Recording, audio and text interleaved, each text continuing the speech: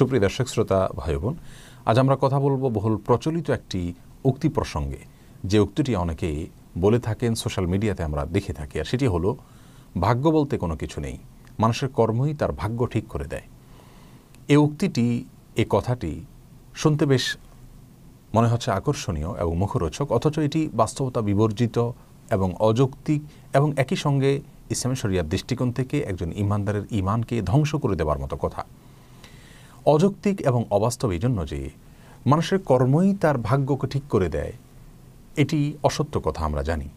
কারণ আমাদের সমাজে বহু মানুষ আছেন, অনেক পরিশ্রম করেন, অনেক সাধনা করেন, অনেক কাজ করেন, অনেক কর্ম তিনি নিয়মিতভাবে করে যান, সুচারুরূপে করে যান, কিন্তু এরপরেও তার ফলশ্রুতিতে ফলাফল তিনি যেভাবে পাওয়ার কথা সেভাবে কাঙ্ক্ষিতভাবে ফলাফল পাচ্ছেন না। এরকম ঘটনা ভরি ভরি আমাদের সামনে রয়েছে। আবার অনেকে খুব বেশি পরিশ্রম যে করেছেন তা নয়, খুব বেশি কাজ যে করেছেন তা নয়, কিন্তু তারপরেও তার ফল তিনি বেশ ভালো পেয়েছেন। তাহলে কর্মই যদি ভাগ্য ঠিক করে দেয়, তাহলে যতজন কাজ করছেন সবাই তো ফলাফল ভালো পাওয়ার কথা। অথচ আমরা দেখছি যে কর্ম সঠিকভাবে করার পরে অনেকেও ফলাফল কাঙ্ক্ষিতভাবে পাচ্ছেন না। বোঝা গেল কর্মই আমাদের ভাগ্য ঠিক করে দেয়, এটা অযৌক্তিক কথা এবং অবাস্তব কথা, অসত্য কথা। এর পাশাপাশি ইসলামী শরিয়ার দৃষ্টিকোণ থেকে এ ধরনের উক্তি কোনো ঈমানদার করবার সুযোগ নেই। এটা আমাদের ঈমানের সাথে সম্পূর্ণ সাংঘর্ষিক একটি উক্তি। রাসূল করিম সাল্লাল্লাহু আলাইহি সাল্লাম ঈমানের যে রোকন বা পিলার এর কথা আমাদেরকে বলেছেন, তার মধ্যে থেকে অত্যন্ত গুরুত্বের সাথে পৃথকভাবে তাকদীরের প্রতি বিশ্বাসের বিষয়টিকে উল্লেখ করেছেন। তিনি বলেছেন, ওয়া তু'মিনু বিল কদরি খাইরিহি ওয়া শাররিহি মিনাল্লাহি তাআলা। অর্থাৎ তোমাকে ঈমানদার হওয়ার জন্য যেই কথাগুলোর প্রতি, যে বিষয়গুলোর প্রতি বিশ্বাস স্থাপন করতে হবে অন্তরে, একটি হলো তুমি বিশেষভাবে বিশ্বাস করতে হবে যে ভাগ্য অর্থাৎ আমার ভালো এবং মন্দ সব কিছুর নির্ধারণ এটা আল্লাহ সুবহানাহু ওয়া তাআলার পক্ষ থেকে হয়ে থাকে। অর্থাৎ আমরা আমাদের কর্মের মাধ্যমে কোন ফলাফলের দিকে আমরা এগুচ্ছি এবং কোন ফলাফল আমরা লাভ করব সেটা আল্লাহ সুবহানাহু ওয়া তাআলা আগে থেকে জানেন। সেই জায়গা থেকে আল্লাহ সুবহানাহু ওয়া তাআলা সেটা নির্ধারণ করে রেখেছেন, আর সেটার ব্যতিক্রম হওয়ার কোনো সুযোগ নেই। বিধায় ভাগ্য বলতে কিছু নেই, এটা বলা মানে হলো আল্লাহ সুবহানাহু ওয়া তাআলার তাকদীরকে অস্বীকার করা, আল্লাহর নির্ধারণকে অস্বীকার করা, আল্লাহর ফয়সালাকে অস্বীকার করা।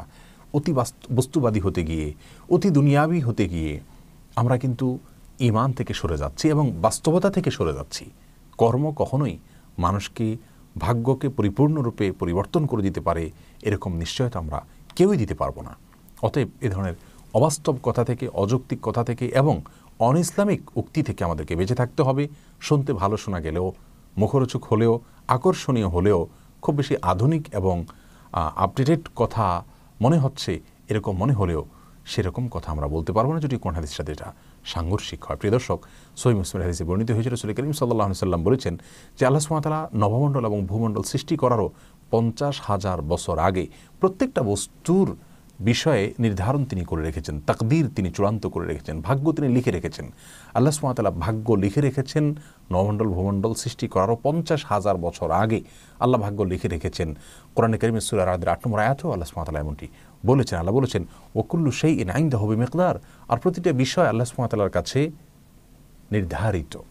অর্থাৎ প্রত্যেকটা বস্তু আল্লাহ সুবহানাহু ওয়া তাআলার কাছে, প্রতিটা কি হবে না হবে, ভালো মন্দ সব কিছু আল্লাহ সুবহানাহু ওয়া তাআলার কাছে আগে থেকে নির্ধারিত। বিধায় কাজা এবং কদর, তাকদীর এবং ভাগ্যকে অবিশ্বাস করলে ঈমান থাকবে না। আমাদেরকে কোন অবস্থায় এ ধরনের উক্তি করা যাবে না যে ভাগ্য বলতে কিছু নাই, কর্ম আমাদের সব কিছু ঠিক করে দিবে।